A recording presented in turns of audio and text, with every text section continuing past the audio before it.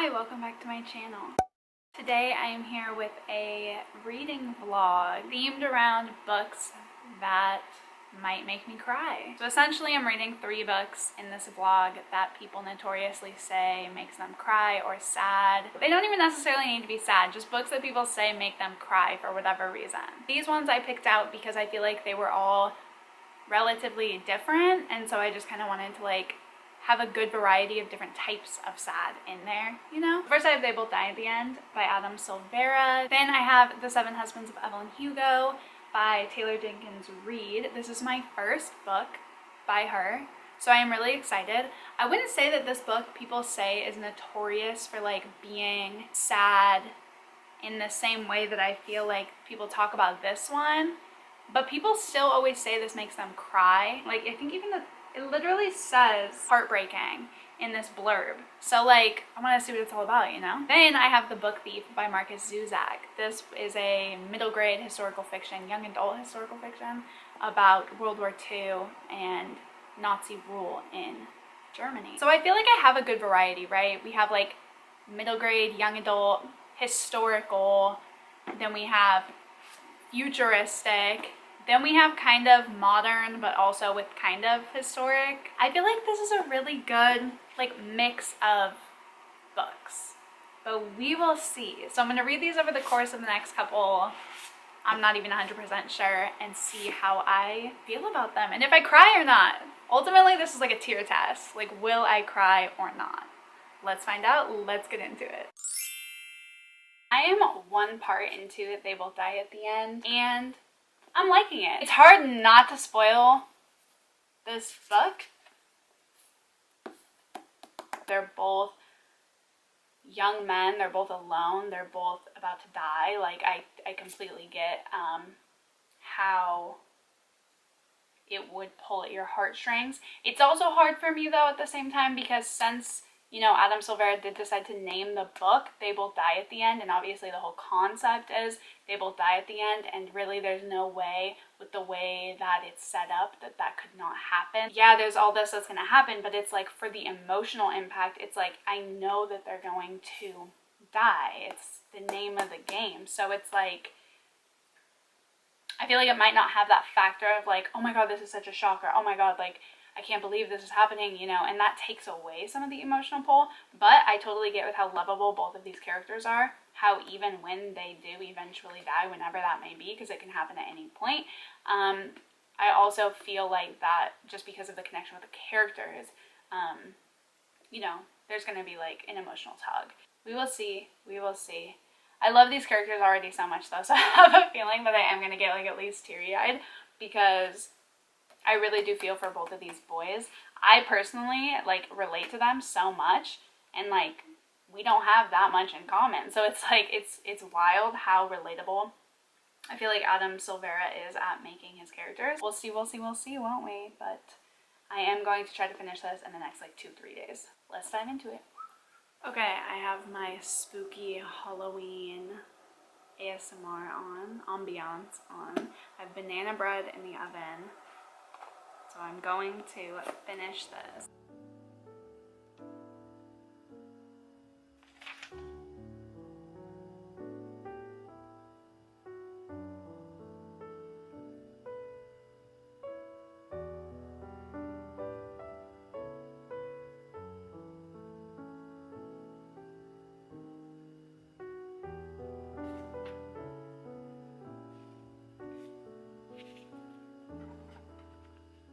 So, I did cry. I did shed 2 little crocodile tears for the boys in this book. It just didn't impact me the way that I thought that it would. That's not to say it's a bad book at all. I think it's a really good book. I did end up giving it, I think, 3.5, 4. It's a good book. I did annotate it a lot. There were so many cute little moments that I just really, really enjoyed, and I did love these characters, particularly it's interesting because I loved Rufus as a character. I think that he's just such a tough kid, and he's so strong, and just everything that he's been through, and I love that he was artistic and he's not afraid to be himself, and I just loved that. I think he was just a super cool kid. And then with Mateo, I related to him a lot just as more of like a reclusive person, kind of somebody who's really hesitant to do things, has a lot of anxiety about situations and stuff like that. So it was just really interesting because I love them both, but for entirely different reasons. I do think, like, at the end of the day, like, this is a good book. I don't have any like issues with it or anything like that. I did love these characters. I'm happy to own it. I'm happy to have like annotated it. Like, hello, how many hearts could I draw in a single book? Like, a lot, let me tell you. I think like time and place is everything. Had I read this when it first came out, I think it would have been like a 5-star, just because I was younger. I appreciated things like this a little bit more. It was more my taste, and this isn't a bad book by any means, but I just think like it's such a good reminder that like it's good to go through things and read them while you're actually like hyped about them and it's relevant to your reading taste and your style and your preferences before that changes. 4 stars is still good. It's amazing, honestly. I really, really enjoyed it. I love the characters. I always love Adam Silveria's characters. More Happy Than Not is one of my favorite YA books ever. This was good. I did cry. It did make me cry. I'd give it 4 stars, obviously, but for cry factor, I'd give it a 2. It wasn't like crying. I'm like, my eyes were welled up. So I'd give it a 2. There we go. Glad to have read it though. Oldest thing on my TBR. Which is pretty good if you think about it. Pretty good.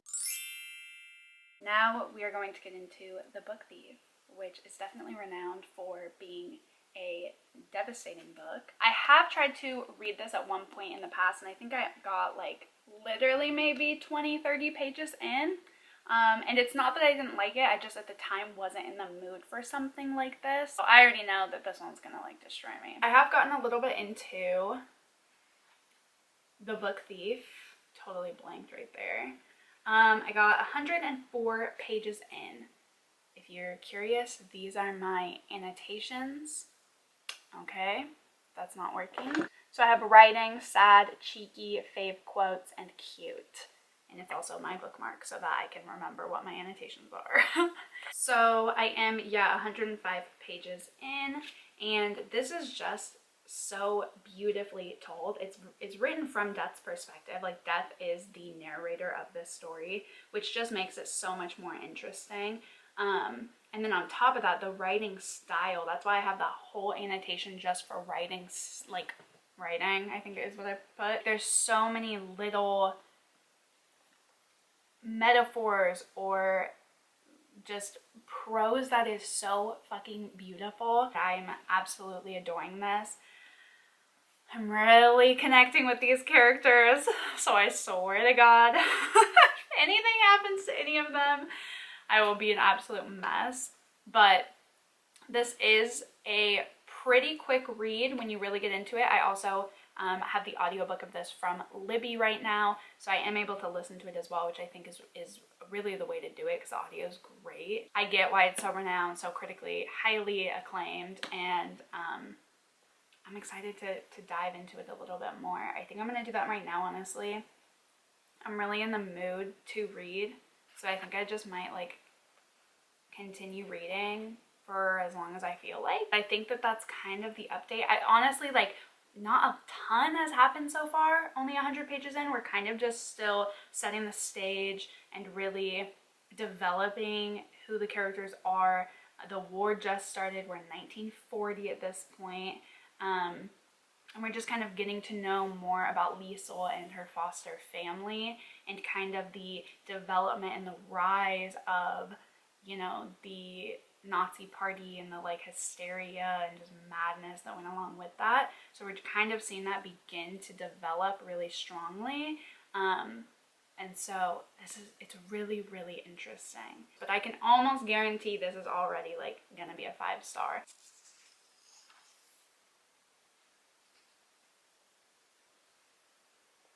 So I did get to part 5, which is page 240. So I'm about halfway through this. I am really, really enjoying it still. It's interesting because it's slow pace in kind of the way that it's written. You know, it kind of lulls. There's a lot of things that don't seem super relevant to the overall story, that you could argue maybe aren't necessary, but I think it just builds the atmosphere really, really well and kind of sets the stage for what life was like and how people felt about certain things back then. But it definitely is slow in that regard, but time-wise, it's not slow paced. Like, we're jumping like 6 months ahead, a couple months ahead, a couple weeks ahead. Like, it'll randomly be like, oh, and then like we're in the summer, but now in November or whatever. So it's definitely going through the war, like World War II, very quickly, like time-wise, but the actual writing style, what's being said, is a little bit more slow, but beautiful. Like, it's very lyrical, flowery writing. I do have a couple things to do, so I'm going to listen to a different book that I'm reading while doing that on audio, like a book that I'm not actively like annotating, because I can't really, it's really hard for me to do both. Like, if I'm annotating a book, I'm not the type of person that can like read it, like listen to it, and then go back and like find where it was that I wanted to annotate. I don't know how people are skilled enough to do that.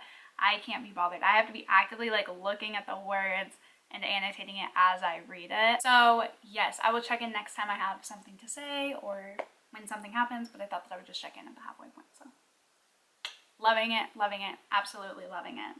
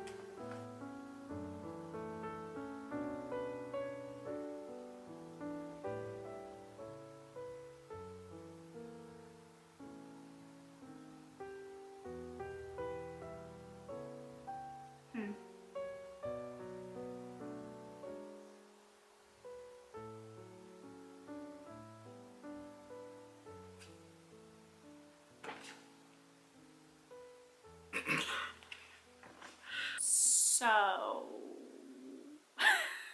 this book obviously tore me apart. I loved it so much. I already said at like the halfway point that I get why it's so highly acclaimed, and literally like this is the list of awards it's won, that whole chunk. Beautiful story.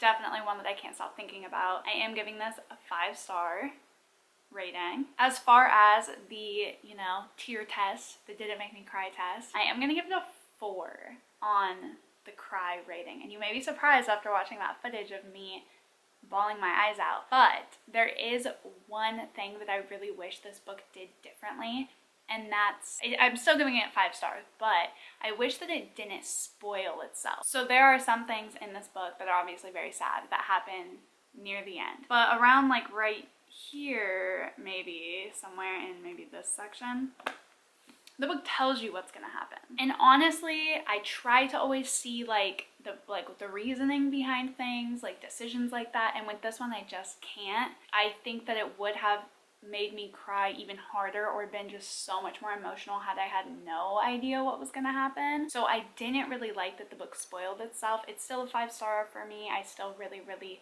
loved it. It obviously made me, you know, bawl my eyes out. That's the only thing, the only reason I'm giving it a 4 on like the sad cry test level that we came up with, is just because I think that the decision to tell you what's going to happen wasn't a good one, and it made it a little less impactful in the end. I did still really love this. I can't recommend this book enough. I can't believe it took me so long to get around to it, but this thing is annotated up to the high heavens, and I will cherish this for the rest of my life. I did actually, the same day that I finished it, I will just say, I did actually watch the movie, and it was so bad. It was so bad, like especially having just finished this that same day. It was so, like, they took this and just did not even give it the respect it deserved. This was amazing, absolutely loved it, and now let's get into the third and final book of this vlog. Why do I feel like I'm always wearing this sweatshirt, but these clips are filmed like a week apart? It's my go-to. I always put it back on. Sorry, I swear it gets washed. We're moving on to the final book, which is The 7 Husbands of Evelyn Hugo. I have actually listened to a bit of this on audio years ago, and I'm talking maybe like 2019, 2020. When did this come out? It came out in 2017. So yeah, I want to say like 2018, maybe 2019.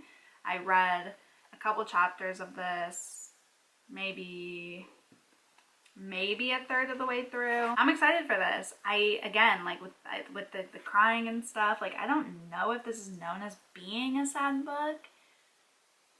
I don't know. So I got to chapter 41, page 249 yesterday. So far, I'm really enjoying it. So the time that I've listened to it before, I think I said that I only got like a little bit of the way in, but I got way further in than I thought that I did. I probably got like 30-40% into the book.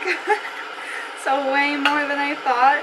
So a lot of this just was like a really quick kind of reread for me. I am really enjoying it, just like I remember really enjoying it. I think that the writing style is obviously fantastic, and it's an interesting way of telling something, like with the whole, like, it's an interesting way of choosing to tell a sort of like historical piece like this with the whole like interview process. I do really, really like that. I haven't had any moments where I've even gotten close to being teary-eyed thus far, though. But who knows, I feel like there's so much that could happen in the last third, and I'm excited to see what that is.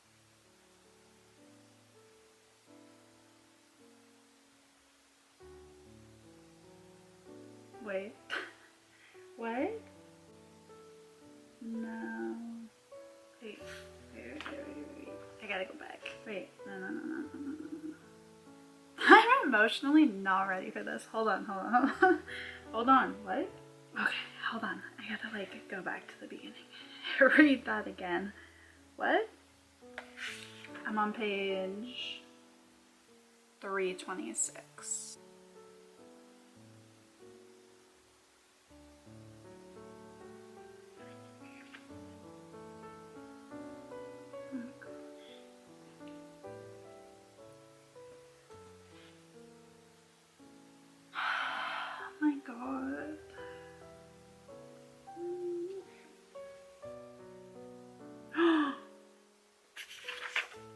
That, wait.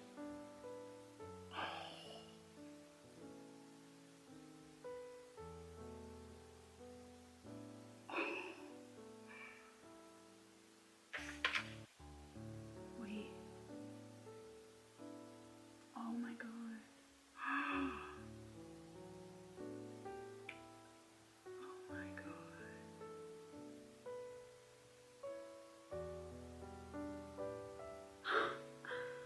Oh my God, I did not see that coming. I didn't even connect the dots at first. I am like shocked. I honestly forgot to even like, I was so like busy thinking of like how everything was gonna come together. I honestly forgot that we're still trying to figure out Monique's connection. You know what I mean? Like, I forgot that was even like something, like why did she want only Monique? And I totally forgot we were still trying to figure that out. Oh my God, I need to process this. Wait, what? Oh my God, hold on. Like, I actually need to process this.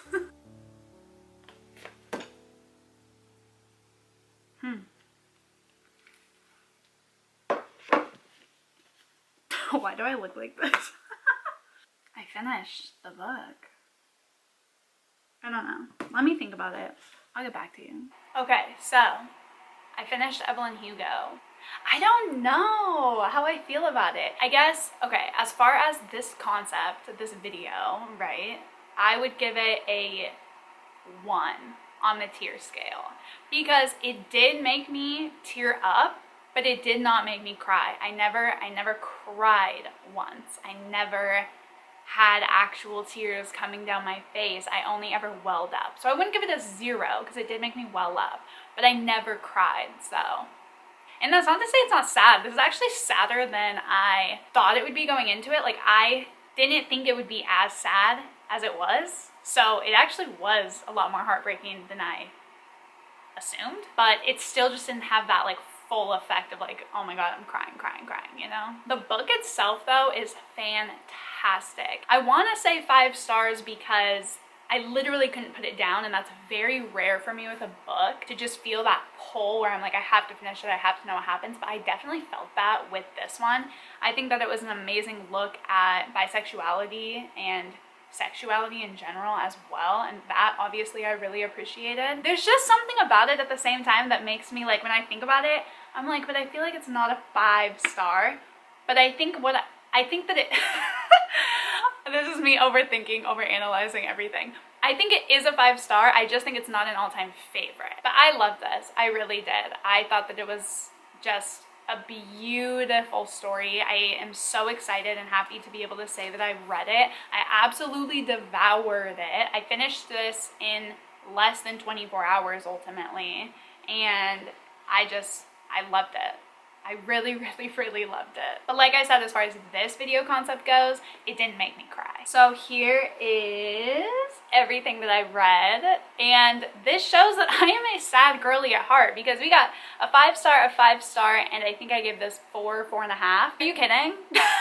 Like, I love sad shit apparently. So overall, this one made me bawl my eyes out like a little baby. Literally bawling, could not process it, could not think for like a week after this. This one made me cry a little bit, but didn't have like an impact on me. And this one had an impact on me, but didn't make me cry. That's how I would explain how I felt about all these in terms of this little tier test we got going on. So I hope that you all enjoyed this video and watching me get absolutely destroyed by words on pages. Let me know what you think about any of these books, if you've read them, if you have the same reaction as me or the opposite. Like, let me know. Let's talk about it. And I will see you all in the next video. Bye!